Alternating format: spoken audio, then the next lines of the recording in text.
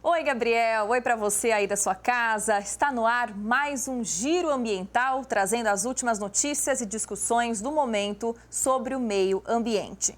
Eu começo essa edição retomando o que foi assunto por aqui na semana passada. Nós falamos da relação entre os Estados Unidos, sobre o novo governo do presidente Joe Biden, e o Brasil. Dois países claramente opostos no que diz respeito às diretrizes de política ambiental. O presidente norte-americano, que recolocou o país no Tratado de Paris, na contramão da política anterior de Donald Trump, havia dito que o Brasil, que atualmente se encontra fora da lista de países convidados para a Conferência do Clima da ONU, que ocorre em outubro deste ano, poderia sofrer sérias consequências ambientais e econômicas, porque, pelas últimas notícias de degradação na floresta amazônica, ficaria cada vez mais isolado das decisões mundiais de redução de emissão de gases de efeito estufa e de combate ao aquecimento global. Já na última sexta-feira, o embaixador dos Estados Unidos no Brasil, Todd Chapman, apresentou outro tom. Disse que a administração de Joe Biden tem falado em ser um bom parceiro do Brasil na área ambiental. Mencionou que o presidente, que tem a questão climática e a preservação ambiental entre as prioridades de seu governo, está atento ao Brasil, mas que quer aumentar a cooperação com o país. E você sabe que o planeta Terra e todas as formações dele se movem com o passar dos anos, não sabe? Essas movimentações acontecem por conta das placas tectônicas, que são enormes blocos na camada sólida externa da crosta terrestre que sustentam os continentes e oceanos e causam terremotos, tsunamis e vulcões quando se encontram. Em uma escala de tempo humana, elas se movem em 1 centímetro por ano. Mas um vídeo divulgado por geocientistas mostra pela primeira vez esse movimento ininterrupto das placas ao redor do globo nos últimos 1 bilhão de anos. A animação revela como as massas de terra se movem ao redor da superfície, como a Antártida, por exemplo, que se hoje é um local frio, inóspito e gelado, um dia lá no passado já esteve na linha do Equador, por exemplo. Essa pesquisa vai permitir que os cientistas entendam melhor como o interior da Terra se conecta e como o clima mudou. Também como as correntes oceânicas se alteraram e como os nutrientes fluíram das profundezas do planeta para estimular a evolução biológica. Muito legal, né? Nós agora vamos para o assunto de hoje do Giro Ambiental, que é o destaque dessa edição, que fala sobre um quentinho no coração, quando o assunto é animais em extinção. 9 ovos de pato mergulhão, espécie criticamente ameaçada e na lista vermelha da União Internacional para a Conservação da Natureza e a do Ministério do Meio Ambiente, foram encontrados na Chapada dos Veadeiros, em Goiás. O caso aconteceu no final do ano passado, mas chama atenção porque, até onde se pôde apurar, essa é a primeira vez que se registra uma postura de 9 ovos do pato mergulhão. E quem está acompanhando isso de perto e protegendo a espécie é uma rede formada por ONGs, organizações governamentais, universidades e instituições que juntas integram o Plano de Ação Nacional do Pato Mergulhão. O coordenador desse programa, pela Fundação Pro Natureza, é o Paulo Antas, que é justamente o nosso convidado de hoje. Paulo, dá um alívio, dá uma alegria no nosso coração saber uma notícia como essa, uma notícia inusitada, mas ainda assim acende um sinal importante porque a gente está falando de preservação ambiental e de um animal ameaçado em extinção. Queria começar conhecendo um pouquinho sobre o que é, quem é o pato mergulhão. Seja bem-vindo, obrigada pela participação. Boa tarde. Eu que agradeço o convite, poder conversar com todos vocês que estão nos assistindo sobre essa espécie que é a ave aquática mais ameaçada nas Américas. Infelizmente, ela hoje tem na natureza ao redor de 250 indivíduos somente. E se ela antes ocorria no Brasil, uma parte do Paraguai e da Argentina, atualmente ela só está ocorrendo, até onde a gente sabe, em 4 locais dentro do país. Uma região da Serra da Canastra, o Alto Rio Paranaíba, também em Minas Gerais, como a Serra da Canastra, na região do Alto Rio Tocantins, Chapada dos Veadeiros, em Goiás, e no Jalapão, no Tocantins. Então, isso preocupa exatamente toda a comunidade científica, a comunidade conservacionista também do Brasil há algum tempo. E a junção dos esforços que você citou de várias instituições no Plano de Ação Nacional, ele levou a nós deslancharmos um programa no ano passado de fazer um censo de populações em áreas que não têm trabalhos feitos há mais de uma década. Então, nós estamos fazendo, com o apoio da Fundação Grupo Boticário e Proteção da Natureza, exatamente um pente fino em áreas onde já existiu o pato mergulhão, que existem condições possíveis da sua presença. E, atualmente, como você mencionou, essa reprodução na Chapada dos Veadeiros chamou a atenção pelo número de ovos. Foi bem sucedido, porque 8 desses ovos foram até o final da incubação, é um sinal muito bom. Nós tivemos agora, mais recentemente, notícias na região do Rio Araguari, perto do Parque Nacional da Canastra, mais 12 filhotes em 3 famílias diferentes. Então, a gente vai tendo alguns números importantes na natureza. E, junto a isso, nós também temos uma população em cativeiro, que foi estabelecida há mais ou menos 10 anos, começou a estabelecer, a partir de alguns desses ovos que da natureza se levou para cativeiro e em Itatiba, perto de Campinas, numa instituição que é a única hoje que mantém essa população, está tendo muito sucesso, está chegando hoje a 45 indivíduos em cativeiro. Então, se nós temos 250 conhecidos na natureza, 45 em cativeiro, é o nosso seguro de vida, digamos assim, a nossa segurança para fazer coisas. Inclusive, que é o objetivo principal, a reintrodução dessa espécie em áreas que ela desapareceu.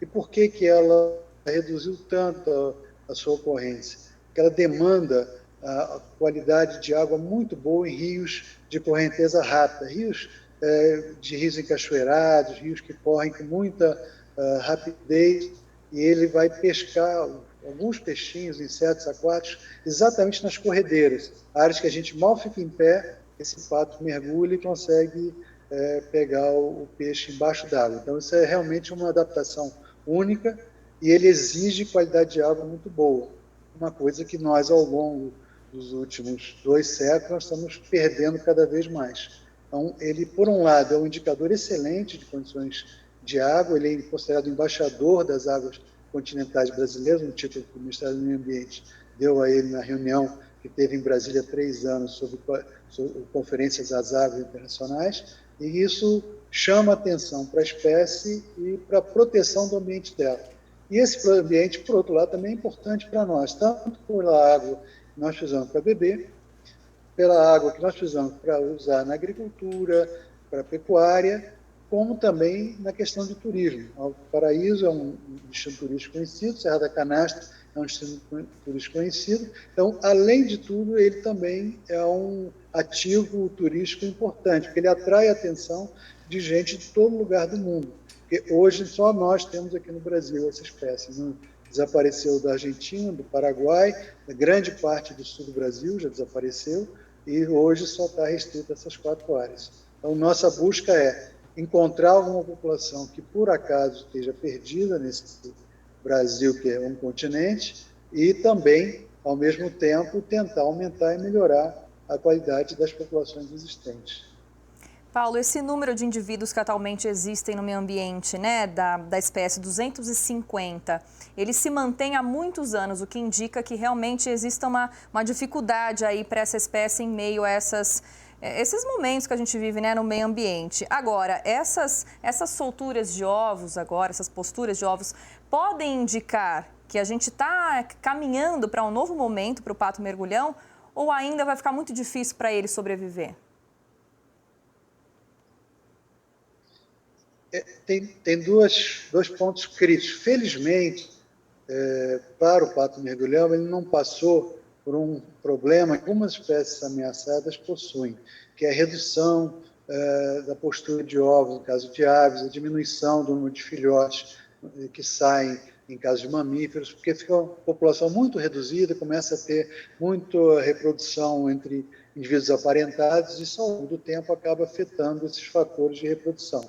Então, o pato mergulhão, felizmente, na questão de postura, as fêmeas ainda têm condição de colocar um número relativamente alto de ovos. São 8 ovos, em média, esse Dalto parece 9, se você pensar, é mais de 1/3 do peso da fêmea a cada reprodução que ela tem que colocar em ovos. Significa que tem que ter uma qualidade de ambiente muito bom para retirar desse ambiente os nutrientes necessários para formar esses ovos e eles irem a termo, formar embrião, esse embrião chegar ao final. A incubação dele é de 35 dias, então é uma incubação longa. E quando ele sai, como outros patos, acontece isso, o patinho logo vai para dentro d'água. No dia seguinte que nasce, ele já estava nadando tranquilamente. Só que são rios encachoeirados. E nesses rios encachoeirados, ele precisa ter força, o patinho, para vencer essas corredeiras, né? Então, no início, o grande funil inicial é a sobrevivência nas 2, 3 primeiras semanas. Isso ainda nós não conseguimos ajudar a espécie a resolver. Ainda há uma mortalidade relativamente alta nos primeiros dias. Esse foi um dos motivos que lá atrás, há 10 anos, se decidiu retirar alguns ovos desses ninhos para montar uma população em cativeiro. Porque, normalmente, dos 8 filhotes, 7 que saem, você consegue chegar, em média, a 2, 3 que vão à fase juvenil. No grosso modo, você tem uma perda a mais de 50% desses primeiros filhotes. Então, nós precisamos ainda ajudar a natureza para aumentar desse lado. E o outro fator que a gente olha, e é importante, como você disse, o número é relativamente estável ao longo do tempo. A gente pode olhar pelo lado pessimista de que, puxa, não melhorou. Mas, do outro lado, a gente, como a espécie vinha sofrendo quedas contínuas, também nós podemos olhar por um lado menos pessimista, mais otimista, dizendo não piorou, porque a tendência ainda era de ter pioras maiores. Então, estabilizou. Não é o ideal, mas nos dá um patamar para respirar um pouco e avançar. E uma das técnicas para avançar é você olhar a genética dessas populações, ver como você pode colocar elementos de fora para melhorar essas genéticas, porque elas estão isoladas. Antigamente, eles trocavam indivíduos entre populações e hoje são ilhas separadas no arquipélago de áreas alteradas. Então, isso que a gente está buscando dentro do PAN. De um lado, fazer esse diagnóstico, buscar áreas para solturas, criar, eventualmente, novas populações em áreas que já desapareceu e também olhar a população existente, como é que a gente pode melhorar. Ao lado disso, como reduzir a mortalidade dos primeiros dias, como melhorar a dispersão desses filhotes que chegam à idade juvenil, quando que eles vão chegar à idade adulta, estabelecer casais, como é que a gente pode ajudar nesse fator, para chegar a um número em que a gente faz como aconteceu com o mico-leão dourado, que é um exemplo típico disso. O mico-leão foi recebendo indivíduos de cativeiro, de população de cativeiro, até que hoje não é necessário você colocar o mesmo número que tinha antes, porque a população selvagem hoje está mantendo-se reprodutivamente. Nós queremos chegar também num patamar semelhante ao do mico-leão, em termos de conservação do pato mergulhão, que é o único pato desse grupo no hemisfério sul da Terra. Então, todos os outros patos que nós temos não têm essa alimentação de peixes e de insetos aquáticos. É o único entre nós. Os outros se alimentam de grãos, de folhas, material vegetal. Esse é um animal que tem uma diferença importantíssima adaptativa e ficou como uma joia evolutiva nas nossas mãos agora para mantê-la realmente flutuando nas nossas águas. E isso só demonstra o quanto é importante o trabalho da ciência, o trabalho de instituições como a de vocês, né, Paulo? O Plano de Ação Nacional do Pato Mergulhão e tantas outras ONGs, tantos outros institutos que atuam contra esse movimento de degradação ambiental que existe, talvez continue existindo, mas a gente quer trazer aqui uma luzinha no fim do túnel. Então, agradeço sua participação conosco. O tema é amplo, mas hoje a gente quis falar sobre o pato mergulhão e foi muito legal. Obrigada, viu, Paulo, pela sua participação. Eu que agradeço a oportunidade de poder dividir com vocês o que a gente está fazendo e, à medida que formos avançando, tivermos mais sucesso, tenho certeza que eu terei o prazer de falar para vocês, olha, conseguimos mais alguma coisa boa nessa área também. Perfeito, até mais, viu? E já que estamos falando em animais, né, só para a gente encerrar essa edição, olha só essa última descoberta dos cientistas, o possível menor réptil da Terra já encontrado antes, batizado de nano-camaleão. 2 desses minúsculos lagartos foram achados em Madagascar, na África, por uma expedição conjunta de pesquisadores locais e da Alemanha. O corpo de um macho, só para você ter uma ideia, mede apenas 13,5 milímetros, o menor tamanho entre as cerca de 11.500 espécies conhecidas de répteis, segundo a coleção de zoologia do estado da Baviera, na Alemanha. Ele é fofinho, né? Mas também corre perigo. Seu habitat natural único é uma floresta tropical montanhosa já degradada em Madagascar e que agora foi colocada sob proteção para que a espécie sobreviva. Termina aqui nosso Giro Ambiental, mas na semana que vem eu volto com mais informações. Para você, um excelente fim de semana e até lá. Tchau!